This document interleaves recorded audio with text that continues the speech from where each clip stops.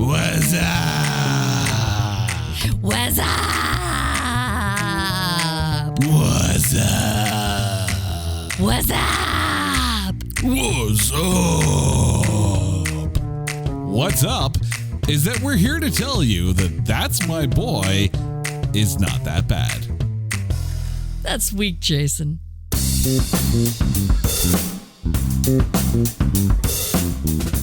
Welcome, one and all, to It's Not That Bad, the podcast that looks for A grades in B movies. Now, first things first, I'm going to take a second and introduce my lovely wife, Carrie, back to the show.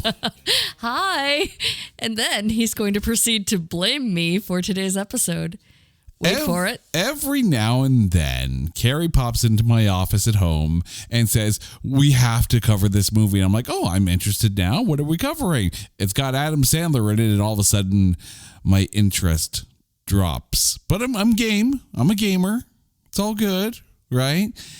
And then she tells me, it's like, well, it's got Andy Samberg in it too. I'm like, okay, cool. No doubt. And then we watch it. Okay, you forgot Mr. Ice. Okay, but we'll get there in a bit. When you're this icy, they call you Mr. But there are times when we're watching a movie and Carrie has to occasionally check on me to say, you okay? You doing okay? This was one of those times because we are talking about That's My Boy. And I don't think it's a far stretch to say that this is a very Carrie movie. It is the quintessential very Carrie movie. And I must say, you forgot to mention in the intro that I was in hysterics on the first watch. I've watched this twice since. Willingly, yes. Freaking tears rolling down my eyes. Yeah, she's checking on me to see if I'm okay while watching this, and I'm checking on her to see if she's okay while watching this for very, very different reasons. But before we get into That's My Boy, it is time to take this Adam Sandler comedy and trailerize it. Imagine a world where sexual depravity and inappropriate relationships are celebrated and can catapult you to celebrity status.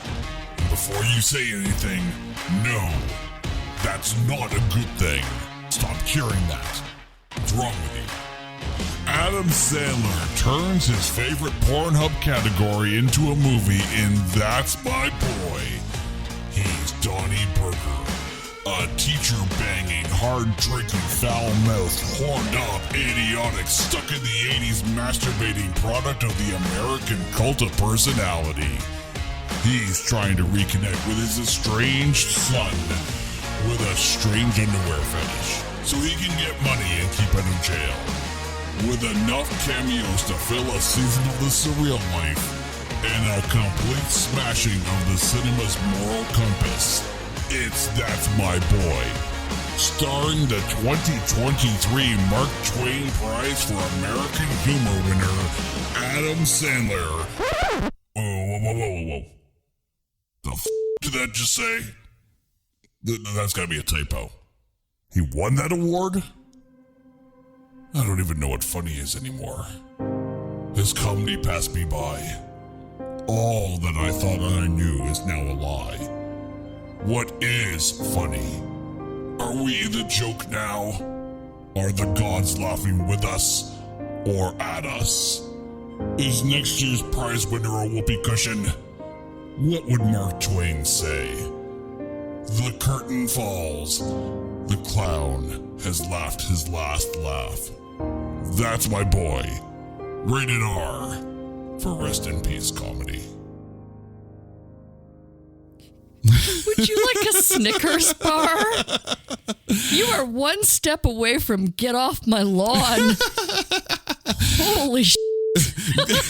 We went there. Wow. Yep. You okay? I don't think you are. Okay, first things first.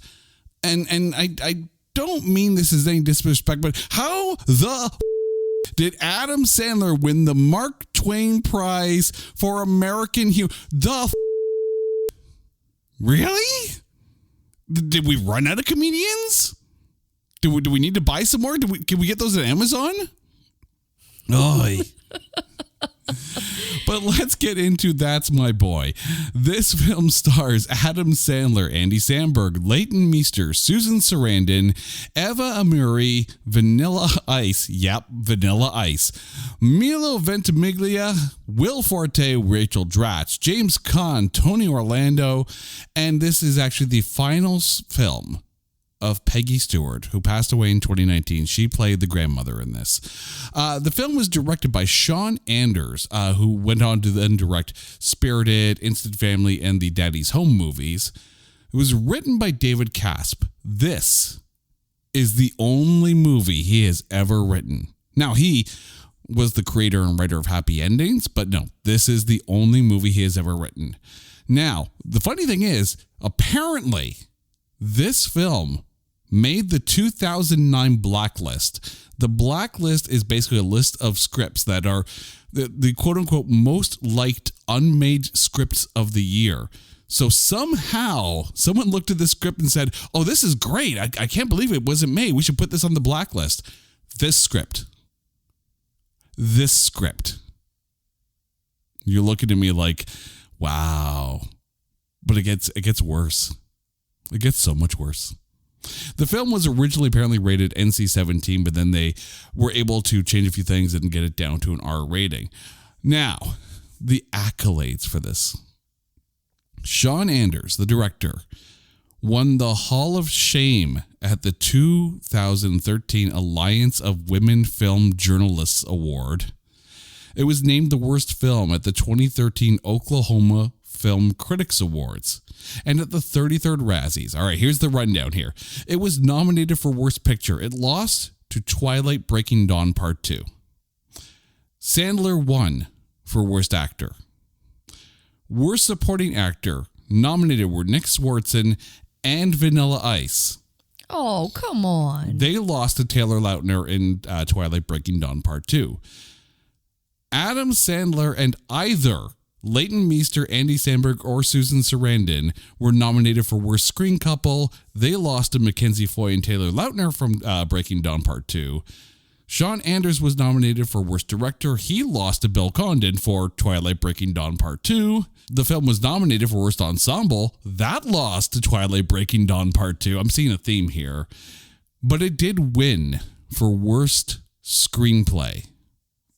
Now, the funny thing is, though, at the 2012 Teen Choice Awards, it was nominated for Choice Summer Movie Comedy or Music. That lost to Katy Perry, Part of Me.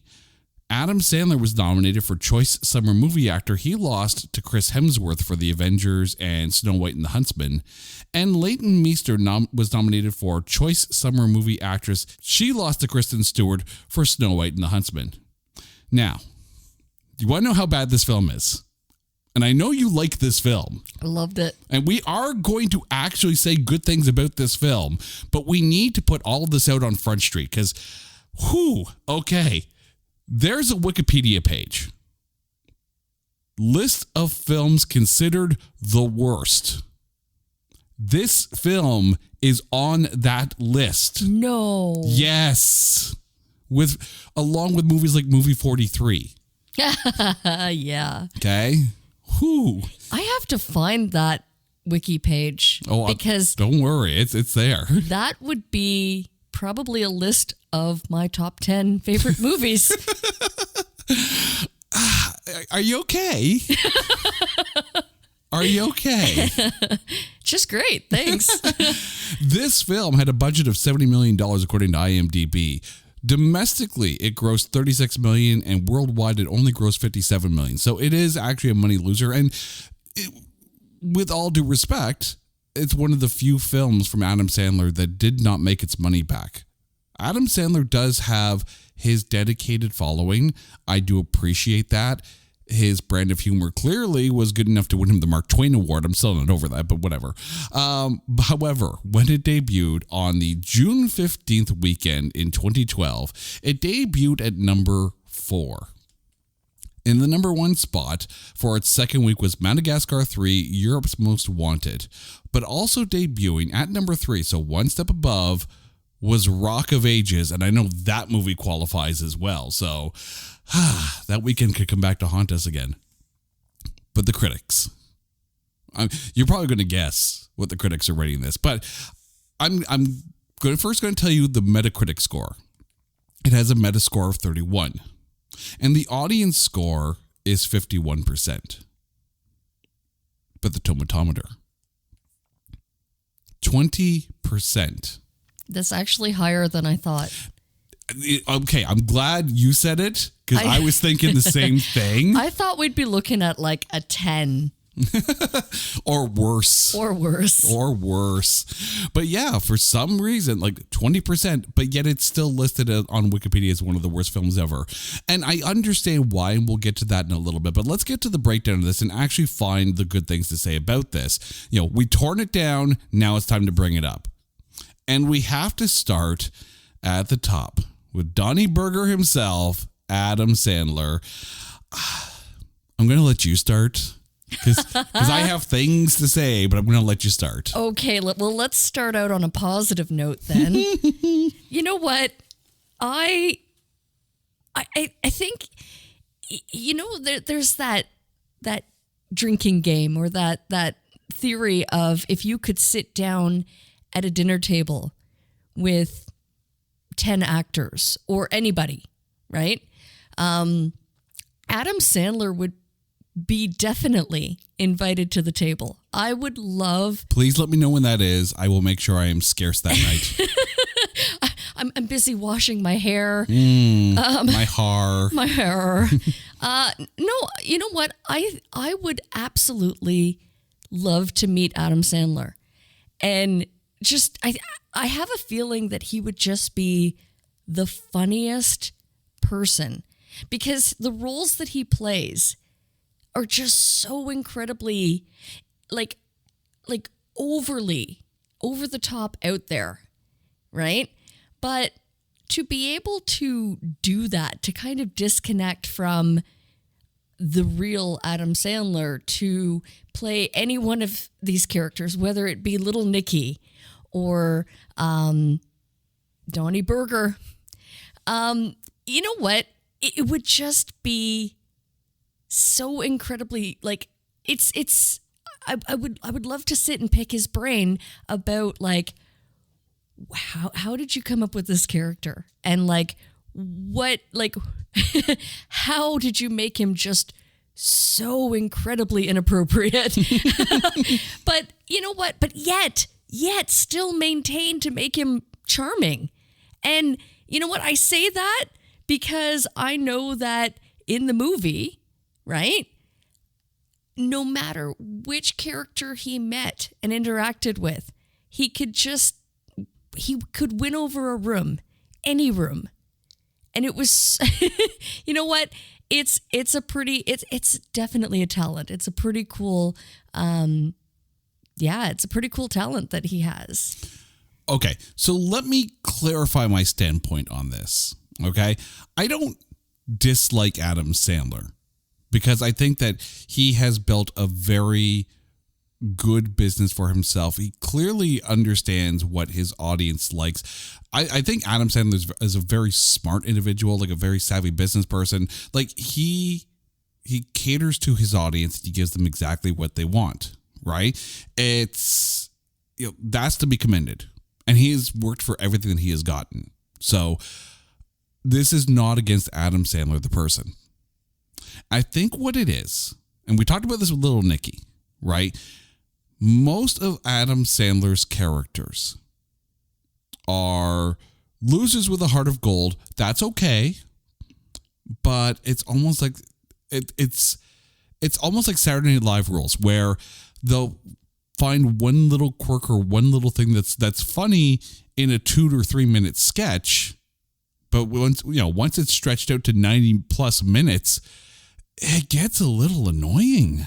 Okay, but you have to admit that it is a fine art to make the most unlikable characters charming and intriguing and likable. Like, but I think there's the thing is that in a lot of cases, yes, he can actually do that.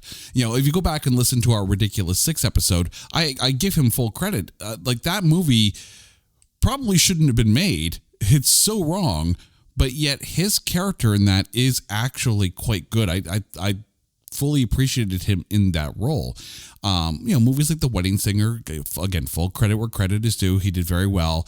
I will go on record in saying that I really enjoy You Don't Mess with the Zohan. This role, Donnie Berger. The problem, I think, is how Donnie Berger becomes who he is. Like, we kind of have to call this out right now, okay? The subject matter of this movie is very, very, very wrong. This is like someone read like the Wikipedia page of the Mary Kay Letourneau story, and this was the takeaway that they got from it. That's not the takeaway you want from this, because it's almost like a little too close to the Mary Kay Letourneau story, and that's not cool, right? Yeah, you can play some of these things for jokes, but it's almost like they went way too far. No, but I think they had to go overboard, truly, because you know what? That's a perfect example of being able to separate reality from entertainment. And you know what? If you look at this movie as, holy shit, is this based on a real story? Then, okay, then it's not going to sit well. However, if you just look at it like, you know what? It's entertaining. It's over the top, and it needs to be.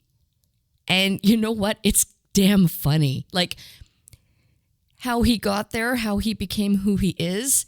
I mean, he was just a child, right? Mm-hmm. So, okay, if you look at it that way, and, the events in his life that made him the man he was, and hence, tracking down his estranged son, 30 years later, just before his son's wedding,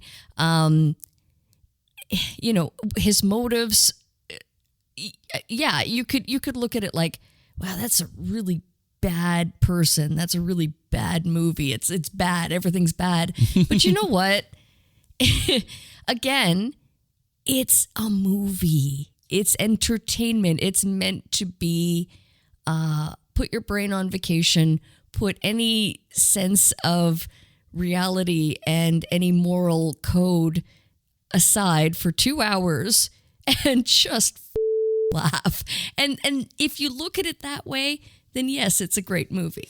Okay, so let me draw a parallel here, if I may. So you have to assume that this film is very loosely based probably on the Mary Kay Letourneau story.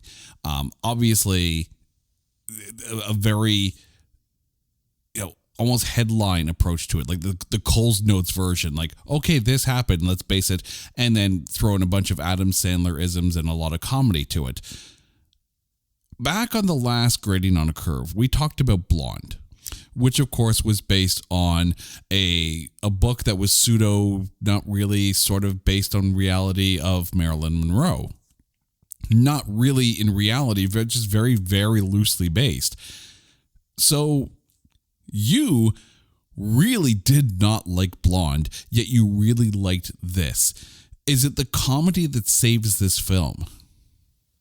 Well, absolutely, but you're comparing very much, very, very very different dark, films, yes. Almost tragic. You're comparing like a tragic tale of a woman's life versus, you know what? And again, I don't want to be sitting here and defending the motives of the teacher who, essentially took advantage of her student, of a child, right? That's not cool. I will fully say that. But You know what? It's entertainment. And did the comedy save it? I mean, definitely it had to be a comedic movie. But you know what? I'm looking beyond how he became a dad. I'm looking at 30 years later, he's a grown-ass man that's still literally acting like, a 12-year-old. I don't know how old. He was 12. He was 12. He was 12. So if you get past the beginning of the movie, then it's hilarious, right? A grown man tracks down his son, to basically he's trying to get money. He's trying to get the reality producers. Yeah, he's trying to stay out of prison is what he's trying to do. Yeah. It's a very selfish motive. Yeah. But okay, I will say this, right? And yes, I admit that Blonde is maybe not the best comparable to it, but you can kind of see why I draw the parallel. I'll say this.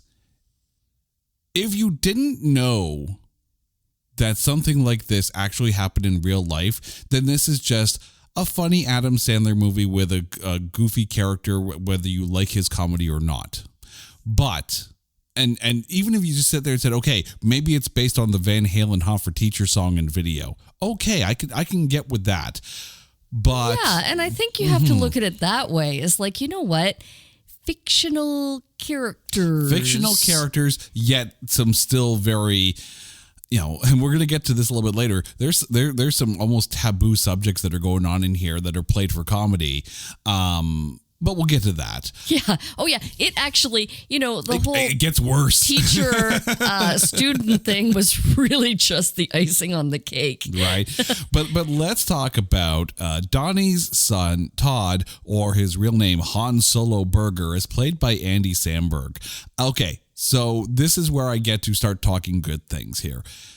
Todd / Han Solo is the kind of role that I think plays to Andy Samberg's strengths. Right?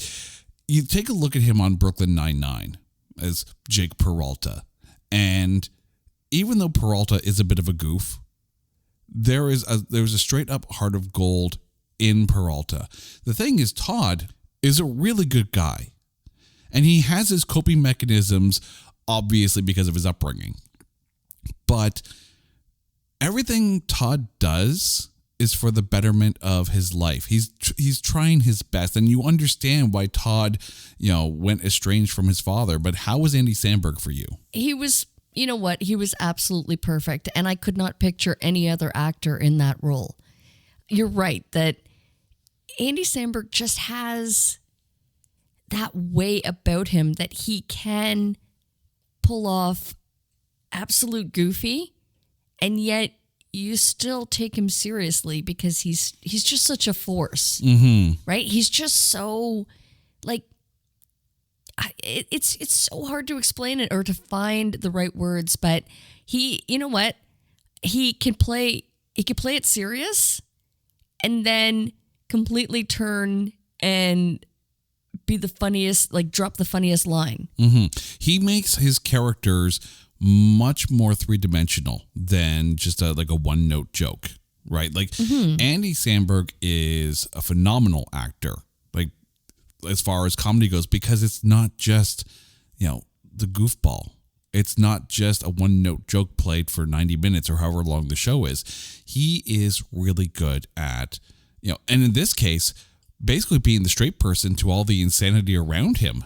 Well, and that's the thing is, how he kind of warmed up to the comedy. He could have played it extremely straight-laced the entire way, but he didn't.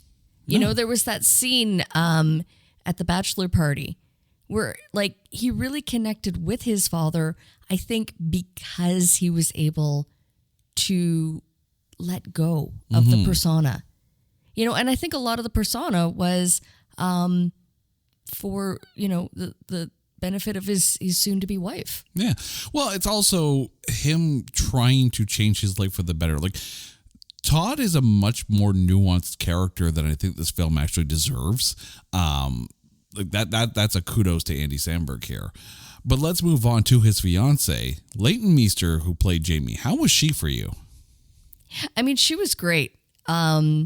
She was just cute as a button, and yet, you know, she had a darker side, but she hid it well, and she played really, really, yeah, she was good. Okay. This is where I'm going to warn our audience. This is where things are about to start to get spoiled. Spoilers. Okay, so if you haven't watched this movie, my God, you're a lucky person. But if you are considering watching this movie, take a second, pause the podcast, go watch the movie, go wash your eyes out with a really, really strong soap, and then come back. Okay, you're back now? Okay, so what I need to say about her is that you didn't see it coming. You didn't see the plot thicken. Okay, I'm just going to call this out right now. Jamie and her family went full Targaryen. Like, full Targaryen. Like, they be f***ed up. All right? So, all throughout, Leighton Meester is, you know, Jamie's a bit controlling of Todd to a point, right? Todd is not exactly a strong person because he's had to adopt all of these coping mechanisms in order to be able to overcome the, you know, his upbringing, basically. She kind of uses that as the tether to get Todd to do whatever she wants, but she's also let's see here, having sex with his boss so he can get the promotion, and she's also having sex with her brother because full Targaryen. So not only do we have teacher-student sex in this, we also have incest, because this is the happiest family movie that's out there. You know what though? I think Todd was really just a pawn. Like, yeah, he was literally an accessory, right? Like, yeah. I mean, she really she didn't care. I think she just wanted to wear her pretty wedding dress. Okay, but like, you know, having her private tickle time with her brother, wrong. Yeah, that wasn't tickle time. That was not tickle time. But the thing is, the fact that she does play Jamie very sweet at the beginning of the film makes that reveal that much more shocking, right? If she was uber bitchy through the whole thing, then you'd be like, okay, I kind of saw it coming. But she is pretty sweet, especially like at the beginning when we first meet her, and she's, you know, like very nicely checking in with Todd to make sure he's got his comfort underwear in his pocket and all the things that he needs in order to be able to get through a day. Like, Todd is a broken man with things that he does in order to get him through a day. She seems very understanding of that, but I think she also, now that we know what's going to happen, you know, we see that as her way of keeping him on the leash that she keeps very tight in a very, not passive aggressive way, but in a very manipulative way. You know what I did like about her character until I found out that she was just a Targaryen. Ew. I liked how she was so accepting of Donnie when he first just showed up at the door, like with this How to Screw in the Dark book.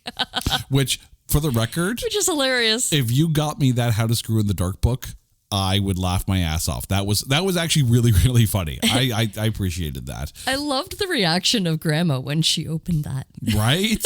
She was pretty damn cool. Okay. Since you mentioned her, okay. Love her. Let's talk about Peggy Stewart. Like I said, this was her last film.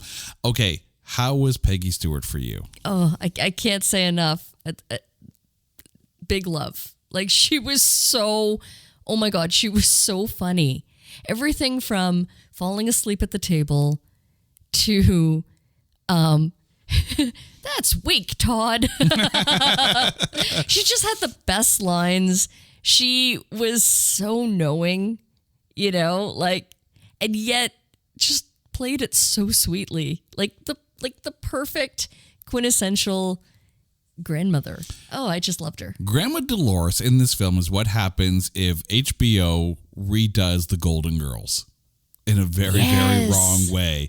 Also, no, we do not need HBO redoing the Golden Girls. HBO is messing things up as it is. Don't touch that property at all.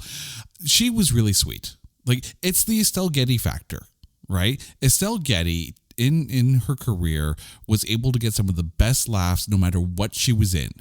Steals the show. And she really did that with the scenes that she was in here. Were there a lot of them? No. But every time she was on screen, it was going to be funny. So kudos to her. Let's get back to, the Targaryen brother-sister combo here. So we can talk about Chad as played by Milo Ventimiglia. And by the way, if I messed up the name, sorry, idiot, basement microphone I am. So how was Chad for you? He was scary. He played his role well as the soldier on leave, I guess, or was he just visiting for the wedding? No, he's visiting for the wedding, but he's not really a soldier. He just buys the uniforms on websites. So he's actually just a wannabe stage dancer. But I like the fact that he plays that rough, tough gatekeeper for Todd, before he marries his sister. Like when the incest scene happens, you really don't expect it. You think but then it happens and you're like, oh, it's him. Oh, it's him. Oh, that's just nasty. You know what I loved though is at the end of the bachelor party where the bouncer was carrying him out and he's like sucking his thumb and curled up in the fetal position. Right? Like that's the thing. Like, up until the incest scene, he's actually really, really funny. And I'm not saying I didn't, get a chuckle out of that reveal. It's definitely out of left field. But he really played the foil for Todd very, very well. I just can't believe he went from playing Rocky Balboa's son to this character. That's a stretch. That's a stretch. We didn't really see much of them in the film. They didn't really do too much. But Blake Clark and Megan Faye as Jamie's parents, how were they for you? Oh, you know what? I mean, that's the thing. They were there, but it really wasn't. Grandma Dolores was funnier. Yeah. Yeah. Yeah. I think, at that point, the parents were kind of inconsequential. They were there, they had to be there because, daughter's wedding. Yeah. You would hope they'd be there. And everyone's getting together at the family home leading up to the wedding. I mean, yeah, it was, they were fine, but I think they had to be kind of understated just because of they had to allow for room for the build of the other characters. Yeah. Plus, I mean, there's a lot going on in this film with a lot of different characters. That brings me to Tony Orlando, who, of course, plays Todd's boss. The way that he was so present in the everything, like, if you weren't paying attention, you'd think, is he related to Jamie? But then it's like, oh, no, Todd's boss. But it kind of feels like an almost parental relationship, or at least an uncle relationship. So I don't know if he's related or not. It's very weird. But I mean, how was he for you? You know what? He was great. But I think even better is the scene at the wedding where we see his son. Mm-hmm. Dun, dun, dun. Yeah, the son that he complains about, to Todd kind of thing. So yeah, like, and I think maybe that's it. Is that he kind of adopted Todd as his own. Kind of took him under his wing, wanted to take care of him. No, he took Jamie under his wing. Yeah, okay, okay. But maybe because his son was a disappointment to him, that he kind of reached out to Todd and wanted to take care of him while he's taking care of Jamie. Exactly. Under the sheets. Yeah. Again, a lot of wrong going on in this film. It's so wrong. Will Forte as Phil. We didn't really get too much out of his wife Rachel Dratch, but how was Will Forte as Phil? The best man who kind of steps aside so Donnie can kind of take over in that role. But the guy who also sets up the bachelor party. And how was he for you? You know what? I felt that he was completely unnecessary, aside from the fact that they wanted to show that Todd had like straight and narrow friends. And was kind of rolling with the, I don't know, the preppy, wealthy type. Like, I really thought he was a tad ineffectual. Actually, I'm going to argue that one. Okay. Because I think he is necessary because he needs to show the kind of person that Todd is trying to connect with, to get away, to break away from, from Donnie and all of Donnie's friends, growing up. Phil is what Todd is trying to become, not necessarily that person, but at least that sense of normalcy. And I think it's a very Will Forte kind of character. It's almost tailor made for him. Like that's his perfect brand of comedy at that point. But I will say he needed to be there because he almost, in his presence and the things that he was doing, like setting up the bachelor party at the spa and whatnot, his actions tell more of Todd's story than Jamie and anyone else in the wedding party. I guess so. It's just kind of like, I mean, if you could argue that Vanilla Ice was just as important to tell Donnie's story. Oh, he absolutely was. He was so important. Okay, since you mentioned him, this is where things start to get fun here. Vanilla Ice as Vanilla Ice. Holy crap. I'm going to say that, but first of all, how was he for you? Oh my God. You know what? I have to even wonder if he was even acting or if that's just Vanilla Ice. But was he funny? Oh my God. You know what? Every scene that he was in, I was giddy. I was like, my 13-year-old heart was just like, it's Vanilla Ice, VIP posse. Yeah. You went there. Yeah. Do I need to check your back for a Vanilla Ice tattoo? Or a New Kids on the Block tattoo. With the misshapen heads. Love that. I have to give props where props are due. I love when celebrities who had maybe a fleeting, dance with celebrity, like, let's be honest, he's pretty much a one-hit wonder. I went there. Okay. Ninja Turtle rap. He had that renovation show. Mm-hmm. He was on The Surreal Life. Mm-hmm. You're not helping his case here at this point. You mentioned The Surreal Life. You're really not helping his case in this point. All I can say is that every one of his projects, he was Vanilla Ice.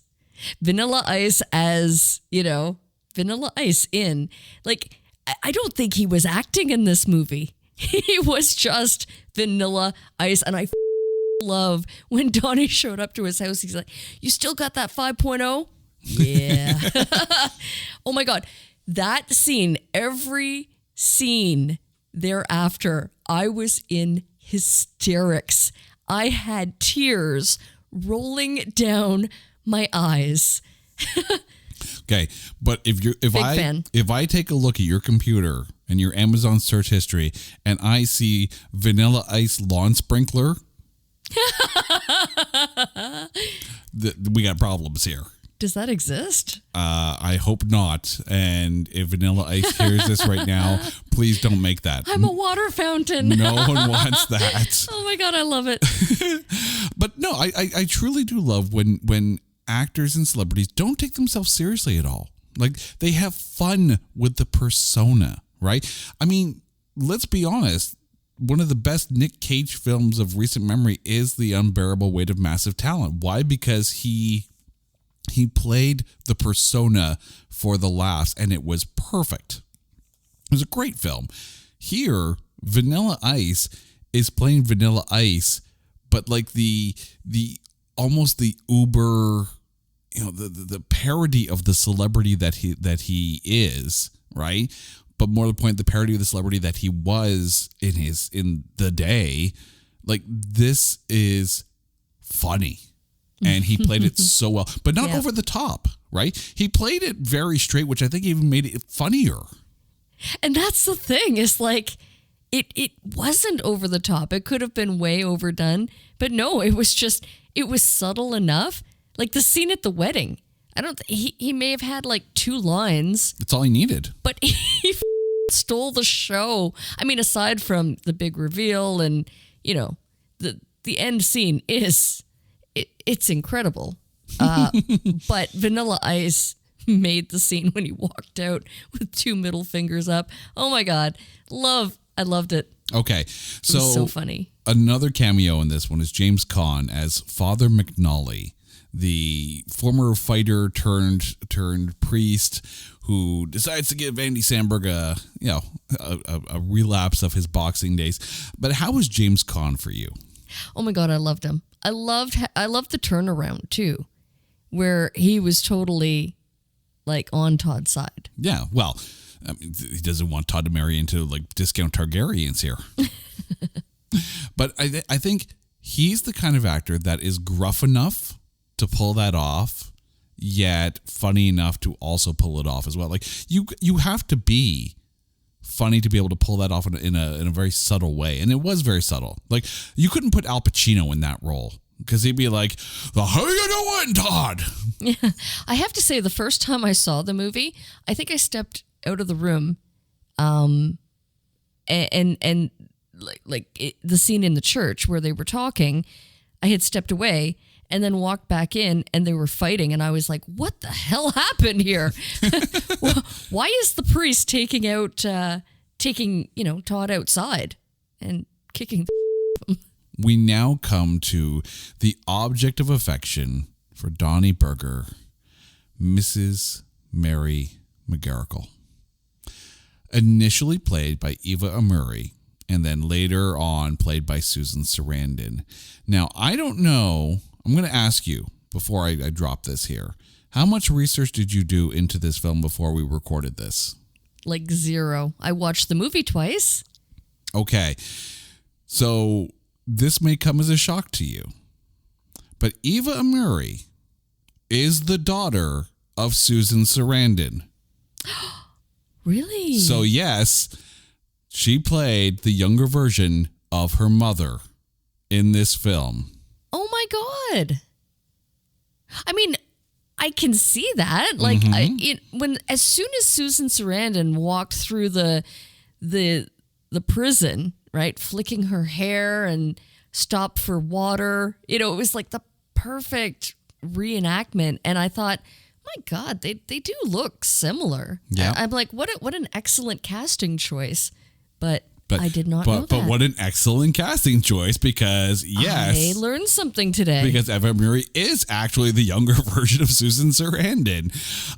Okay, so let's start with younger Miss McGarrigle. How was Eva Amuri for you? I mean, she was stunning, but she was really creepy. Right. I mean, like, couldn't get over that. Had to be, obviously, because, we're going down that very wrong road. Okay, but let's be honest that a very young Donnie kind of started it. He was all talk. He was hitting on her. Right. But I don't think he expected to, Yeah, no. Yeah, no. Yeah, this is happening. Detention went way wrong. Yeah, but I mean, it's like, it was funny. It was icky. It was a little bit. Yeah, I mean, was it funny after they got caught and young Donnie walks out on the stage while everyone's like in shock, and then he just like raises his hands in triumph and everyone cheers? I mean, funny, wrong, funny, but wrong. I think what made it funnier is that there was at first the gym teacher that was like cheering that the young teacher got busted, right? But then everybody else started cheering for Donnie.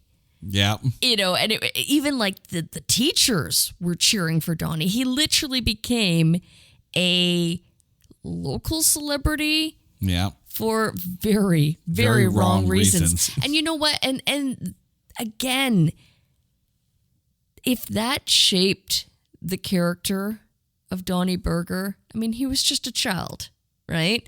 So, again, maybe his morality wasn't quite there, quite in place. And I think that led him to make a lot of really bad choices in his life. Like the rush car. Oi! I mean, you say what you will about, teacher banging, incest, public urination, in public fellatio. You can say whatever you want about that, but don't you dare talk trash about the rush car. I had to bring it up somehow. That rush car is a gem. Isn't it cool? It is cool. It was very cool. Right? Although I also have to give a nod of respect. Take a moment to respect that Donnie always had a meticulously placed beer, whether it be stuffed in his sock. So while he's on the ledge, he can have his Budweiser. It was a really an ongoing Budweiser commercial. But and that's the thing too. Like there's a ton of product placement in this, right? And it's all Budweiser, like Budweiser cans, Bud Light, Bud bottle in the sock. Did you notice that there's Budweiser on the wall of the fake Fenway Park that they had made, kind of thing? Like Budweiser is all over the place in this one. Like Wayne's World would approve of the product placement. It's all about a Bud. I wish it was a better beer. but Coors Light. No. But here's where we get to Susan Sarandon. And I think I have to say this. Not everyone's going to know that Eva Muri is Susan Sarandon's daughter. So once you find out, it's like, okay, that's a cool casting kind of thing. The fact that you have someone with the level of prestige as Susan Sarandon playing the older version of Miss McGarrigle saves this movie a little bit. If you have, kind of like a no-namer who happens to just be like a hot older woman kind of thing, then it's like, okay, it's whatever. It's Susan Sarandon, right? I mean, the only thing that would make it even funnier if it was someone like Helen Mirren.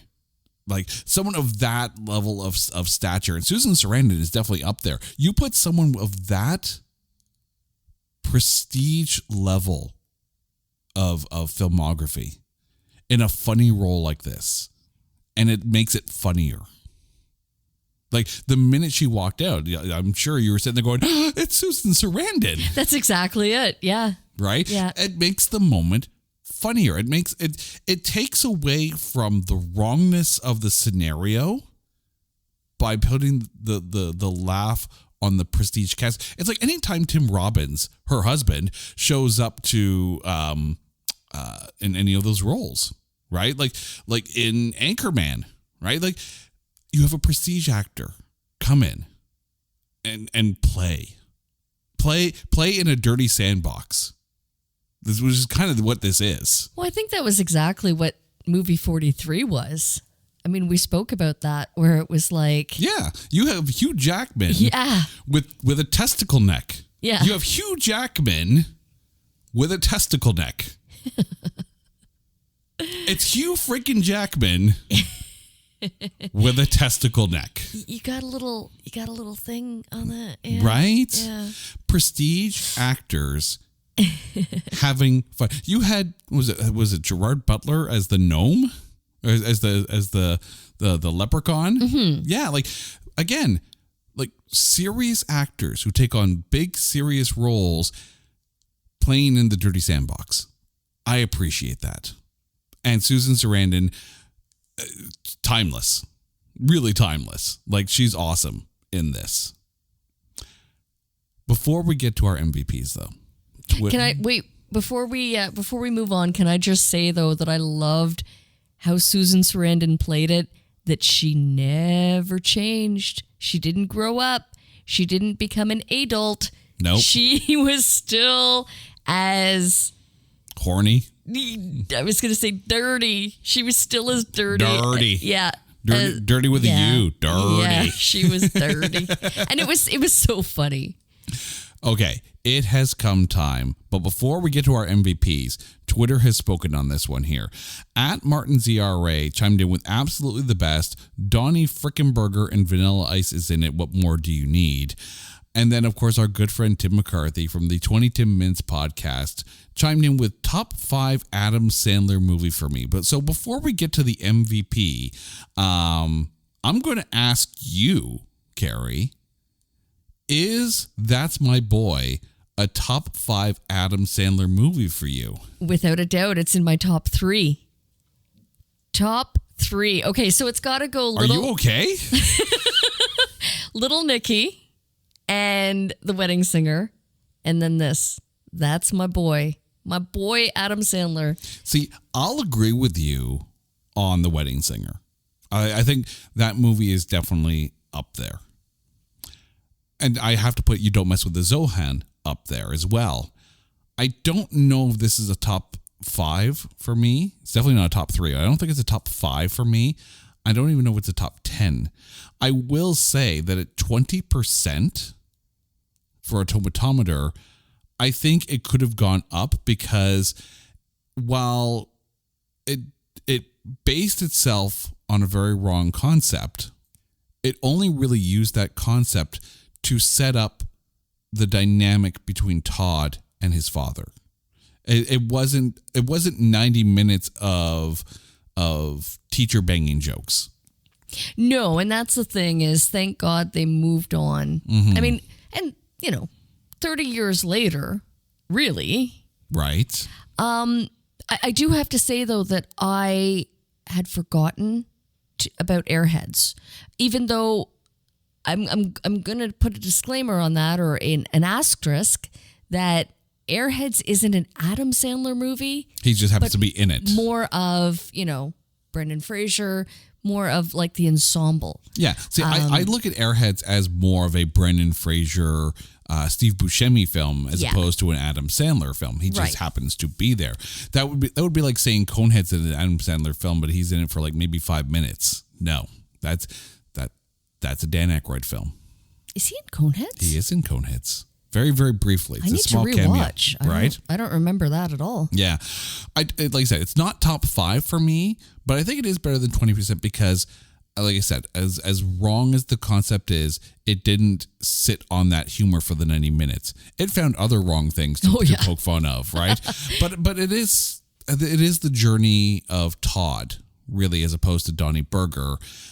It's just, I find it hard to get past, whatever, character flaw, and it's usually a very loud character flaw that Adam Sandler chooses for his characters. That's why I cannot stand Little Nicky, right? Because it's 90 minutes of him talking like this and talking about the butterflies. I still can't. I can't get past that. Right? Hubie Halloween. Again, despite the fact that Hubie has decent characteristics about the character, it's just you find it hard to get past the mumbling. Right? The Water Boy, again, it's like Cajun Man for 90 minutes. So it's everything else in the film is good, but I just can't get past those Adam Sandler isms. But now it comes time to pick our MVP. So Carrie, mine's a no-brainer. Okay, who is it? Vanilla Ice. Okay. Do you have I know why it's Vanilla Ice, but but did anyone make it difficult to choose them over Vanilla Ice? Like some shout outs. You know what? I do have some shout outs Mm-hmm. because Adam Sandler had brought along a very good team of actors in this movie. He has his wife who plays, I think, the massage therapist, and his children are in this movie as well, in smaller parts, mind you. But I think that's super cool. They're part of the Sandler-verse, right? So it's the Kevin Smith rule. You work with your family and friends. And I mean, it's very much akin to having Harley Quinn Smith in Kevin Smith's movies. Right. I mean, I do appreciate that. And I think I've said it on other, when we've covered other Adam Sandler movies, in that because you have a list of actors who seemingly like to go back to working with Adam Sandler over and over and over again, gives you the inclination or the belief that an Adam Sandler movie set is a ton of fun to be on. I'm just grateful there was no Rob Schneider in this. So I have to get to my MVP. And I can't believe I'm saying this, but here we are. Vanilla Ice is the MVP. I did not. I thought you were going to give props to Adam Sandler there. No. I was scared for a moment. No. Yeah. Never in the history of ever did I ever think I would be sitting here and saying Vanilla Ice is the MVP of a movie. And I'm pretty darn skippy. If we ever cover Cool as Ice, I'm pretty darn skippy. I'm not going to be saying it during that one. But holy crap. Didn't he make the movie, though? Vanilla Ice stole the show. Yes. Like, as much as I enjoyed Andy Samberg in this, and as much as I really appreciated Peggy Stewart, like almost Estelle Gettying this film, freaking Vanilla Ice is my MVP of this one. I can't believe I just said that. I cannot believe that sentence left my mouth. Do you need a nugget pocket? Did I not use the phrase nugget pocket today in talking to you? Yes, you did. And here's respect. Credit where credit is due. This film has some very, very quotable moments. And I've said it in the past, like the hallmark of a good comedy is if you find yourself repeating some of those lines in everyday dialogue after the fact. That's My Boy did the job of what it needed to do. Wazzup. Oh, do we really need to bring that one back? Because, no. I loved that everybody played along with it. Oh, it's... the whole family, the friends, the wedding party. The grandma. That was weak, Todd. Yeah, like I said, if you're repeating the lines from the comedy movie is good. And as much as, for everything that I've said about Adam Sandler, he's not bad in this. I just have my own, I have my own underwear to caress to get over an Adam Sandler performance. Yeah, I just went there, didn't I? Forget about the Snickers. Whew. I can see now. Do you need your safety underwear? Do you need your security underwear? Forget the Snickers bar. I need my security underwear. Oh, dear God. The sentences that come out of my mouth whenever we do an Adam Sandler movie. Like, if I broke him. A, you've made me, say I need a security pair of underwear to caress when talking about Adam Sandler films. B, the words Vanilla Ice MVP came out of my mouth. I need help after this one. You've come a long way, Jay. I'm proud of you. A long way down, maybe. That's my boy. Oh, and on that note, Carrie, thank you for talking about this film with me. Well, it's been a good run. This will be my last show. And this is why I'm getting fired tonight. I will be picking the next few films, I think. But Carrie, lovely as always. And to you, our listeners, you guys know the drill. If there is a film out there that you think is unfairly maligned or is just so bad, much like this one, that you think that we can't find anything good to say about it, hit us up on Twitter at NotThatBadCast or go to our website at NotThatBadCast.com. We will watch it, willingly or unwillingly. We will dissect it and we will find the good things to say because we are looking for those A grades in B movies. Until next time, she's Carrie, I'm Jay. You're awesome for listening. Take care, everyone.